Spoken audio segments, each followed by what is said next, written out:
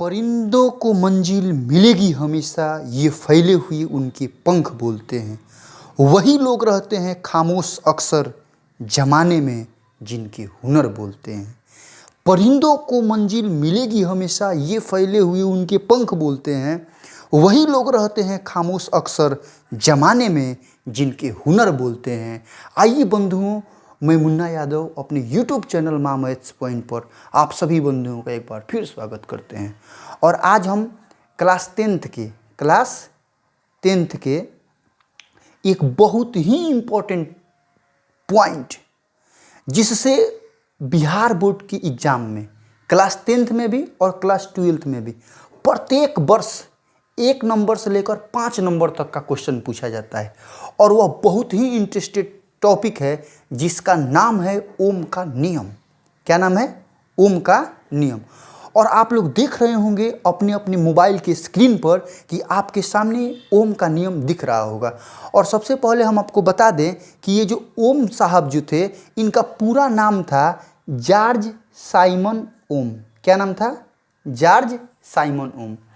और इन्होंने एक नियम का खोज किया था, जिस नियम को ओम के नियम के नाम से हम लोग जानते हैं। किस नियम के नाम से जानते हैं? ओम के नियम से। देखिए, सबसे पहली बात यह हम आपको बता देना चाहता हूं कि ओम का नियम जो है विद्युत धारा और विभवांतर के बीच संबंध को दर्शाता है। किसके किसके बीच? सबसे पहले विद्युत धारा और विभवांतर के बीच का दर्शाता है, संबंध दर्शाता है।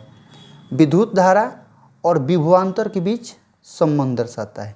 ओम का नियम विद्युत धारा और विभवांतर के बीच संबंध को दर्शाता है। आइए सबसे पहले इस बात को हम लोग जान लें कि ओम का पूरा नाम, कहाँ के रहने वाले थे, कब इस नियम का इन्होंने खोज किया, इसके बारे में जानिए। तो देखिए, सबसे पहले यह बात जान लीजिए कि ओम साहब जो थे, जिनका नाम पूरा नाम जॉर्ज साइमन ओम था, वे जर्मनी के रहने वाले थे। कहाँ के रहने वाले थे? जर्मनी के। और 1827 ईस्वी में 1827 ईस्वी में ओम ने यानी कि जॉर्ज साइमन ओम ने विद्युत धारा और विभवांतर के बीच संबंध को दर्शाया। और वही जो नियम है वो ओम का नियम कहलाया। देखिए, यह एक भौतिकविद थे। यानी भौतिकविद का मतलब हुआ माने भौतिकी के वैज्ञानिक थे, भौतिक वैज्ञानिक थे। और तकनीकी विश्वविद्यालय के प्रोफेसर थे। तकनीकी विश्वविद्यालय के प्रोफेसर थे, जिनका नाम क्या था? जॉर्ज साइमन ओम। और इन्होंने जो नियम दिया वह नियम क्या कहलाता है? ओम का नियम। तो आइए सबसे पहले हम लोग जानेंगे कि ओम का नियम जो है क्या है। बात जान लीजिए आप लोग। जिंदगी की बैंक में जब प्यार का बैलेंस कम हो जाता है, तब हंसी खुशी के चेक बाउंस होने लगते हैं। जिंदगी की बैंक में जब प्यार का बैलेंस कम हो जाता है, तब हंसी खुशी के चेक जो है बाउंस होने लगते हैं। इसलिए हमेशा अपनों के साथ नज़दीकियाँ बनाए रखिए, अपनों का प्यार बांटते रहिए और उन सब के साथ मिलकर रहिए। और आइए हम लोग जानेंगे कि ओम का नियम क्या है। ओम का नियम क्या है? ओम का नियम होता है कि अचर ताप पर, अचर ताप यानी कि कांस्टेंट टेम्परेचर पर, अचर ताप पर किसी चालक से प्रवाहित होने वाली विद्युत धारा, अचर ताप पर किसी चालक से प्रवाहित होने वाली विद्युत धारा, अचर ताप पर किसी चालक से प्रवाहित होने वाली विद्युत धारा चालक के सिरों के बीच, देखिएगा ध्यान से, चालक के सिरों के बीच के विभवांतर के सीधा समानुपाती होता है। याद कर लीजिएगा, बुझ जाइए। यदि याद नहीं होगा ना तो आपका 5 नंबर गया पानी में। और आइएगा एग्जाम देकर कहिए सर ये आया था क्वेश्चन छूट गया, तो बड़ा दुख होता है। बताने पर विद्यार्थी सब समझता नहीं है, और जब जो समझ गया उसको याद नहीं करता है। याद कर जाओ, हर हाल में रट जाओ कि अचर ताप पर किसी चालक से प्रवाहित होने वाली विद्युत धारा चालक के सिरों के बीच के विभवांतर के सीधा समानुपाती होता है। यही नियम है। अचर ताप पर किसी चालक से प्रवाहित होने वाली विद्युत धारा चालक के सिरों के बीच के विभवांतर के सीधा समानुपाती होता है। अब हम आपको एक बात बताने जा रहे हैं। देखिए, बहुत इंटरेस्टेड बात बता रहे हैं। यदि चालक से प्रवाहित होने वाली विद्युत धारा, चालक से प्रवाहित होने वाली विद्युत धारा। विद्युत धारा को हमेशा I से सूचित करते हैं। किस सूचित करते हैं? I से। यदि चालक से प्रवाहित होने वाली विद्युत धारा तथा चालक के सिरों के बीच का विभवांतर, विभवांतर का डिफिनीशन छोटा सा दे दें, दो विभवों के बीच के अंतर को क्या कहते हैं? विभवांतर कहते हैं। इसका बड़ा भी परिभाषा होता है, लेकिन यहाँ पर तो आपको हम समझा रहे हैं ना, ये सब का डिफिनीशन हम दे देंगे, ठीक है। यदि चालक से प्रवाहित होने वाली विद्युत धारा I तथा चालक के सिरों के बीच का विभवांतर V हो तो ओम के नियमानुसार V समानुपाती I, V is directly proportional to I, यानी कि जब ये समानुपातिक नियतांक जब हटेगा, समानुपातिक का चिन्ह जब हटाओगे तो यहाँ पर R लग जाएगा। क्या लगेगा? R, यानी कि V बराबर R into I, where R equal to constant, यानी कि R आपका क्या है? नियतांक है। R एक नियतांक है जिसको चालक का प्रतिरोध कहते हैं। क्या कहते हैं? चालक का प्रतिरोध कहते हैं। तो अब कोई पूछे कि बताइए V बराबर तो IR होता है, V बराबर क्या होता है? IR, V बराबर IR, तो यहाँ से R का मान निकाल लीजिएगा कि नहीं? R बराबर क्या हो जाएगा? V by I। यही चीज़ हम यहाँ पर आपको दिखाए हैं। R बराबर क्या होता है? V by I। और I का मान यदि आपसे कोई पूछे तो क्या बता दीजिएगा? V बटा R। देखिए इसको याद कर लीजिए, क्योंकि इससे एक ना एक ऑब्जेक्टिव क्वेश्चन जो है न्यूमेरिकल में आपका आएगा और आपको हर हाल में बनाना है। यदि नहीं बना के आए ना टोनू मोनू, तो बूझ जाओ कि व्यवस्था होगी, जम के क्लास होगी, है। इसलिए आप लोगों को हर हाल में याद कर लेना है।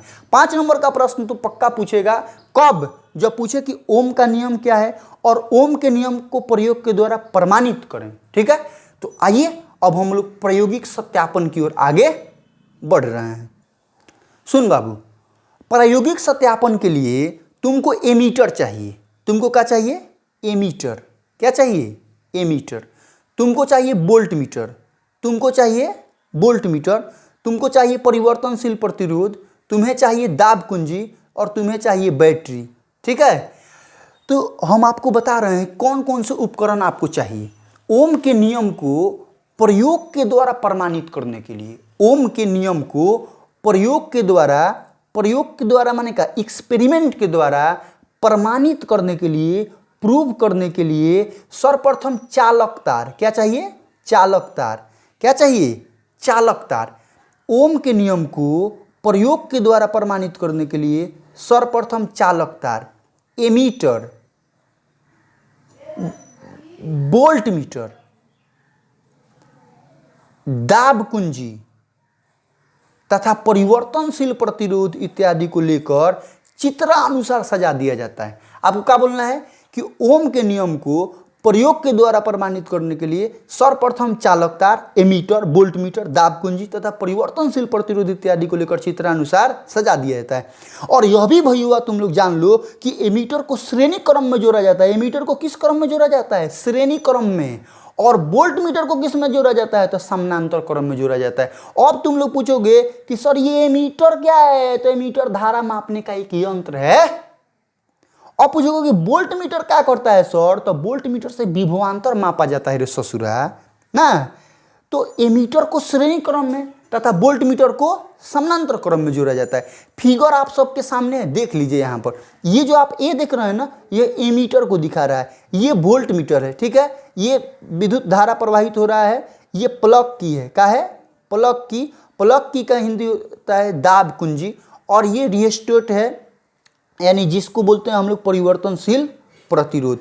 तो ध्यान से हम आपको बताए थे, आपको सबसे पहले क्या बोलना है कि ओम के नियम को प्रयोग के द्वारा प्रमाणित करने के लिए सर्वप्रथम चालक तार, एमीटर, वोल्ट मीटर, दाब कुंजी तथा परिवर्तनशील प्रतिरोध इत्यादि को लेकर चित्रानुसार सजा दिया जाता है।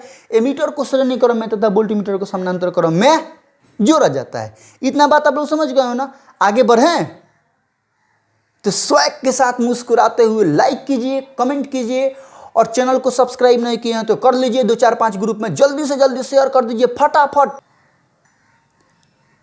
अब दाब कुंजी दबाकर अब क्या किया जाता है? दाब कुंजी दबाकर बैटरी से धारा प्रवाहित करने पर, बैटरी से धारा प्रवाहित करने पर एमीटर से धारा का मान, एमीटर से किसका मान प्राप्त होता है? धारा का मान। तथा वोल्ट मीटर से किसका मान प्राप्त होता है? विभवांतर का मान ज्ञात किया जाता है। ध्यान से समझना, एमीटर से धारा का मान प्राप्त होता है। एमीटर से किसका मान प्राप्त होता है? धारा का मान प्राप्त होता है। तथा वोल्ट मीटर से किसका मान प्राप्त होता है? विभवांतर का मान प्राप्त होता है। एमीटर से धारा का मान तथा वोल्ट मीटर से विभवांतर का मान ज्ञात हो जाता है। परिवर्तनशील प्रतिरोध को ध्यान से देखो, यहाँ परिवर्तनशील प्रतिरोध को स्लाइड पर आगे पीछे खिसका कर प्रयोग को बार बार दोहराया जाता है। प्रयोग को बार बार दोहराया जाता है। अलग अलग स्थितियों में एमीटर से धारा का मान तथा वोल्ट मीटर से विभवांतर का मान ज्ञात हो जाता है। प्राप्त मान को देखने से यह पता चलता है, प्राप्त मान को देखने से यह पता चलता है कि विभवांतर का मान दुगुना होने पर, विभवांतर का मान दुगुना होने पर धारा का मान भी क्या हो जाता है? दुगुना हो जाता है। जबकि विभवांतर का मान आधा होने पर धारा का मान भी क्या हो जाता है? आधा हो जाता है। बात को समझिए यहाँ तक। दाब कुंजी दबाकर जैसे ही बैटरी से धारा प्रवाहित की जाती है तो एमीटर से धारा का मान प्राप्त होता है और वोल्ट मीटर से किसका मान प्राप्त होता है? विभवांतर का मान। परिवर्तनशील प्रतिरोध को स्लाइड पर आगे पीछे खिसकाकर जब प्रयोग को बार बार दोहराया जाता है तो एमीटर से धारा का मान तथा वोल्ट मीटर से विभवांतर का मान ज्ञात हो जाता है। प्राप्त मान को देखने से यह पता चलता है कि जब विभवांतर का मान दुगुना किया जाता है तो धारा का मान भी क्या हो जाता है? दुगुना हो जाता है। देखो विभवांतर का मान, यहाँ से देखो, विभवांतर का मान दुगुना होने पर, विभवांतर का मान दुगुना होने पर धारा का मान भी दुगुना हो जाता है। और जबकि विभवांतर का मान आधा होने पर, विभवांतर का मान आधा होने पर धारा का मान भी क्या हो जाता है? आधा हो जाता है। धारा का मान भी क्या हो जाता है? आधा हो जाता है। इससे यह निष्कर्ष निकलता है कि चालक के सिरों के बीच के विभवांतर, चालक के सिरों के बीच का विभवांतर उस चालक से प्रवाहित होने वाली, उस चालक से प्रवाहित होने वाली, उस चालक से प्रवाहित होने वाली धारा के सीधा समानुपाती होता है। एक बार फिर से देख लीजिए, हम आपको बता दे रहे हैं, ध्यान से देखिएगा कि ओम के नियम को प्रयोग के द्वारा प्रमाणित करने के लिए सर्वप्रथम चालक तार, एमीटर, वोल्ट मीटर, दाब कुंजी तथा परिवर्तनशील प्रतिरोध इत्यादि को लेकर चित्रानुसार सजा दिया जाता है। एमीटर को श्रेणी क्रम में तथा वोल्ट मीटर को समानांतर क्रम में जोड़ा जाता है। बात समझ रहे हो? अब दाब कुंजी दबाकर जो है बैटरी से धारा प्रवाहित की जाती है तो एमीटर से धारा का मान तथा वोल्ट मीटर से किसका मान प्राप्त होता है? विभवांतर का मान ज्ञात हो जाता है। परिवर्तनशील प्रतिरोध को स्लाइड पर आगे पीछे खिसकाकर जो प्रयोग को बार बार दोहराया जाता है तो एमीटर से धारा का मान तथा वोल्ट मीटर से किसका मान प्राप्त हो जाता है? विभवांतर का मान। अलग अलग स्थितियों में एमीटर से धारा का मान तथा वोल्ट मीटर से विभवांतर का मान ज्ञात होता है तो प्राप्त मान को देखने से यह पता चलता है कि विभवांतर का मान दुगुना होने पर धारा का मान भी दुगुना हो जाता है, जबकि विभवांतर का मान आधा होने पर धारा का मान भी क्या हो जाता है? आधा हो जाता है। इससे यह निष्कर्ष निकलता है कि चालक के सिरों के बीच का विभवांतर उस चालक से प्रवाहित होने वाली धारा के सीधा समानुपाती होता है। और आप लोगों को अभी हम बताए थे कि अचर ताप पर किस चालक से प्रवाहित होने वाली विद्युत धारा चालक के सिरों के बीच के विभवांतर के क्या होता है? सीधा समानुपाती। उसी बात को न सिद्ध करना है। तो अब देखिए, अब क्या किया जाता है कि विभवांतर V को x अक्ष पर तथा धारा I को y अक्ष पर रखकर एक ग्राफ खींचा जाता है। क्या खींचा जाता है? ग्राफ खींचा जाता है तो सरल रेखा के रूप में प्राप्त होती है। किस रूप में प्राप्त होती है? सरल रेखा के रूप में प्राप्त होती है, जो ओम के नियम को साबित करती है। ओम के नियम को साबित करती है। आपको यही फिगर बना देना है। बंधुओं, हम आपको बता देना चाहते हैं कि हमारी संस्था दिग्विजय में चलती है। वैसे विद्यार्थी जो पढ़ना चाहते हैं तो हमारे व्हाट्सएप नंबर 9939114333 पे आप संपर्क कर सकते हैं। ठीक है। यदि वीडियो अच्छा लगा हो तो ज़रूर शेयर कीजिएगा 2-4-5 ग्रुप में। चैनल को सब्सक्राइब कर लीजिएगा। वीडियो देखने के लिए बहुत बहुत धन्यवाद। ठीक है।